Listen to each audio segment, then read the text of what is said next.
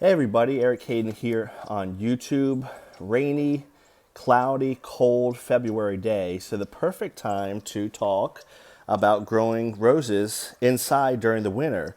First things first, if you're new to our channel, this is a video blog that we've been doing for almost a year and a half now, and usually we're talking about those roses out in the garden. This time of year here in Eastern North Carolina, everything's dormant.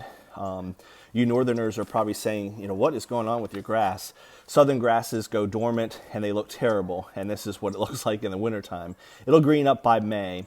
But nonetheless, over the next couple weeks, Mother Nature should start to warm up, and that's when we're going to talk about pre-emergence in the spring. We're going to talk about pruning, fertilization. So in the coming weeks, look for the frequency of our videos to increase as the garden becomes more active. In the meantime, if you're just joining our channel, this is what I talk about. What's happening in the garden. This is a video blog. Many videos below from the past 2 summers that talk about fertilization, irrigation, spraying. Recommend you click on those videos. And thanks for joining us on our journey. We'll just progress through this upcoming year and show you what's going on.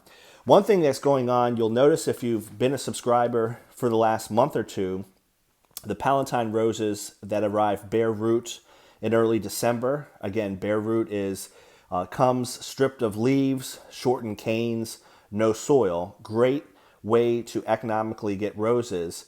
These came in early December. They can be planted straight in the ground in the fall, even up north as long as your ground is not frozen, or they can be planted in the spring. You can get spring delivery. Up north, spring and fall planting worked for me as long as the ground wasn't frozen and I got them into the ground despite very, very harsh winters below zero. By the spring, once they broke dormancy, they were excellent. Here in the south, I did not have luck with fall planting. We would have a lot of these cold, late winter, early spring days after having very warm weather.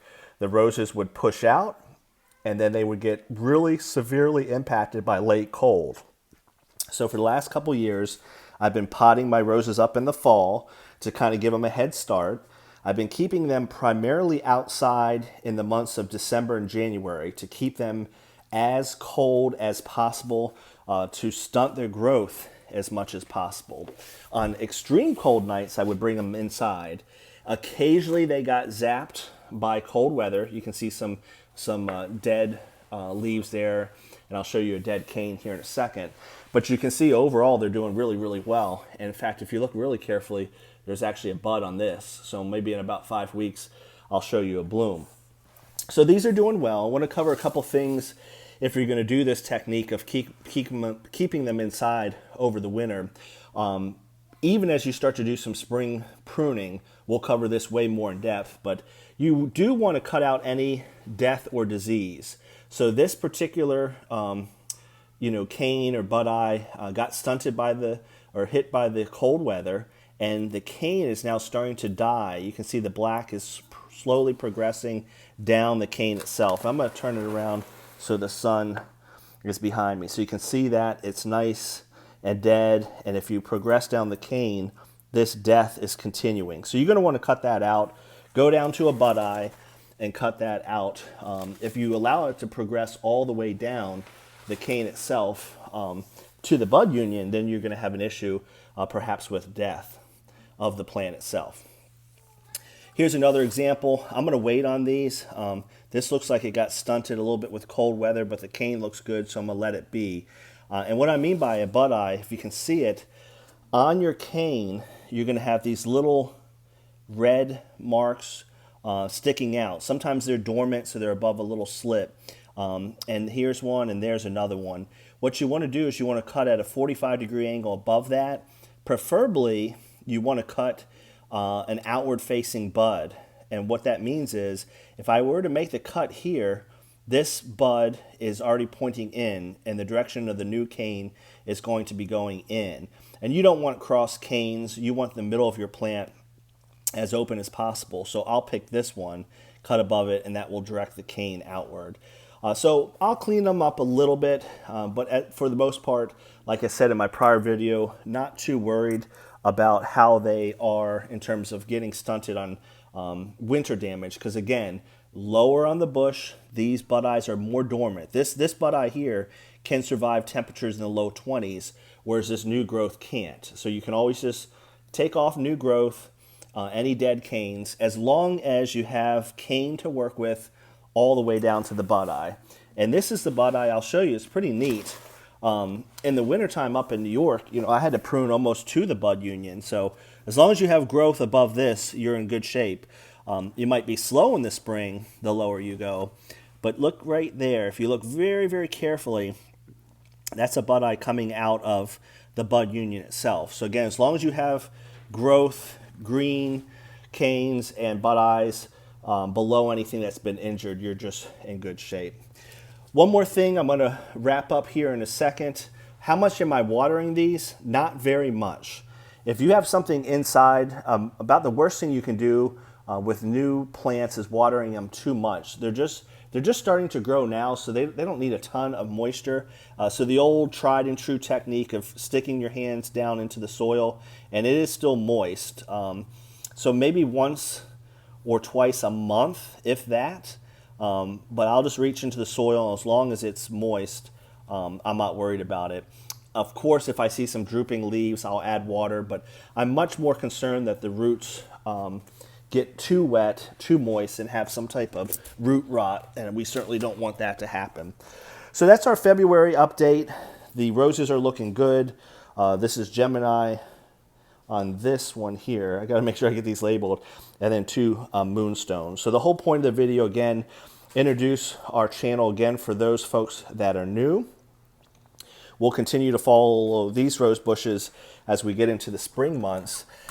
And we're about in the middle part of February now. We can prune our gardens as early as the 3rd week of February, or weather dependent into the first couple weeks of March.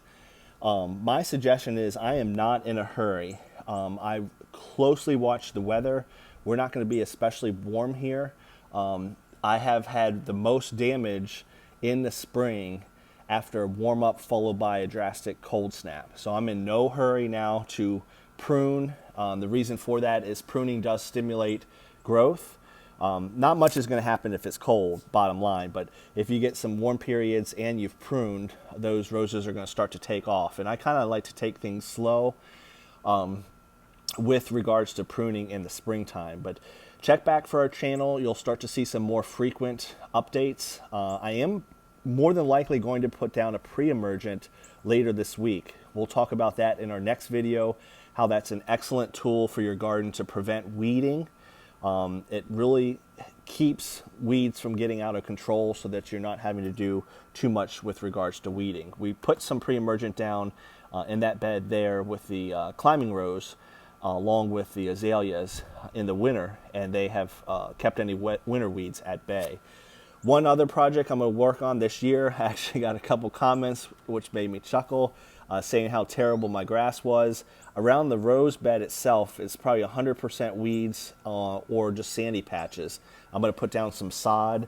I did a test of sod in our front yard versus seed. The seed didn't have a chance because we had tremendous rains after I applied it. So I'm going to stick with sod. It's going to be a little pricey, but sod that area in and we'll be good to go. And if I get a chance, I may do a video on this. I don't know how much you all watched our videos, but our deck looked hideous. It looked like those flower boxes there. The prior owners had some paint on the deck. It was very hard to get rid of, and we noticed the deck was sagging. So we flipped the boards, fixed the sagging, and by flipping the boards, even though these are 15 years old, all but 2 were able to flip. So they looked almost brand new, and then we power washed it. So it looks really, really good.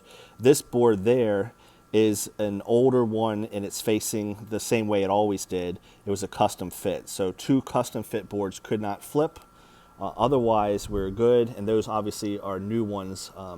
The old ones had split, so we had to replace those. So I'm really happy with how the deck turned out. Whenever we dry out and more importantly warm up, I can finally get a stain and water repellent on it. So that's it. I appreciate the new subscribers. We're almost, I'm surprised how many subscribers we have. I think we're almost approaching 300. So Please share this with other folks, other rosarians, and you'll see that in the comments below that people ask. I try to answer the questions as quickly as I can. Have a great day, everyone, and as always, I appreciate the new subscribers, and please share this page with others.